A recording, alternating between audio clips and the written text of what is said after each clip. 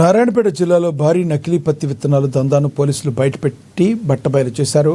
కొత్తపల్లి మండలం బౌనిడు, నారాయణపేట మండలం బండగొండ గ్రామాల్లో టాస్క్ ఫోర్స్ పోలీసులు ఏకకాలంలో దాడులు నిర్వహించారు. ఈ సోదాల్లో నిందితుల ఇళ్లలో అక్రమంగా నిల్వ ఉంచిన సుమారు 110 క్వింటాళ్ల నకిలీ పత్తి విత్తనాలను స్వాధీనం చేసుకున్నారు. వీటి మార్కెట్ విలువ దాదాపు ₹1 కోటి వరకు ఉంటుందని అధికారులు అంచనా వేస్తున్నారు. ఈ కేసులో బాలకృష్ణ నాయుడు, శశివర్ధన్ నాయుడు అనే వ్యక్తులు పోలీసులు అరెస్టు చేసి కేసులు నమోదు చేశారు. వీరిద్దరిపై గతంలోనూ ఇవే తరహా నేరాలను సంబంధించి 2 కేసులున్నాయని ఎస్పీ వినీత్ తెలిపారు. పట్టుబడిన విత్తనాలను జిల్లా వ్యవసాయ అధికారి జాన్ సుధాకర్ పరీక్షించి అవి నకిలీవని నిర్ధారించారు.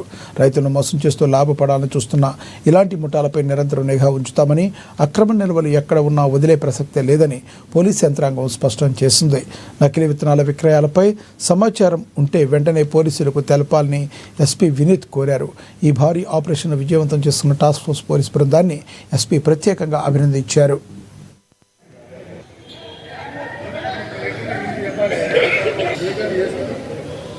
అక్యూజ్డ్ ఇద్దరు ఉన్నారు. వి బాలకృష్ణ నాయుడు అలాగే శశివర్ధన్ నాయుడు. వీళ్ళు ఈ కొత్తపల్లి మండల్ బోనేడు విలేజ్ కి చెందిన వాళ్ళు. వీళ్ళు గతంలో కూడా వీళ్ళ పైన 3 కేసులు ఉన్నాయి. లాస్ట్ ఒక 2-3 ఇయర్స్ నుంచి కూడా ఇలాంటి విత్తనాల్ని తీసుకొచ్చి కర్ణాటక నుంచి తీసుకొచ్చి మన బార్డర్ డిస్ట్రిక్ట్ కాబట్టి ఇక్కడ మన రైతులకి సేల్ చేయడం జరుగుతుంది.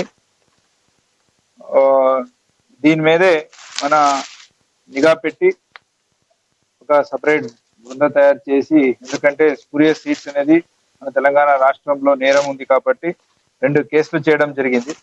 ఒకటి పర్చేజర్ అంటే ఫార్మర్ సంతకం కూడా అందులో ఉండాల్సి ఉంటుంది.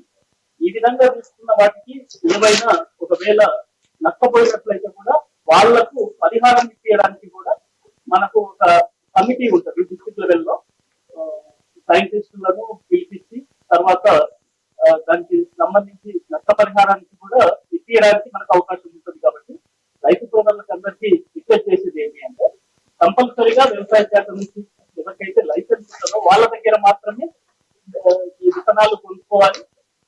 కొనుక్కున్నప్పుడు తప్పనిసరిగా బిల్లు తీసుకోవాలి. ఆ బిల్లులో లాట్ నెంబరు ఉండేటప్పుడు చూసుకోవాలి. ఈ విధంగా చేసుకుంటే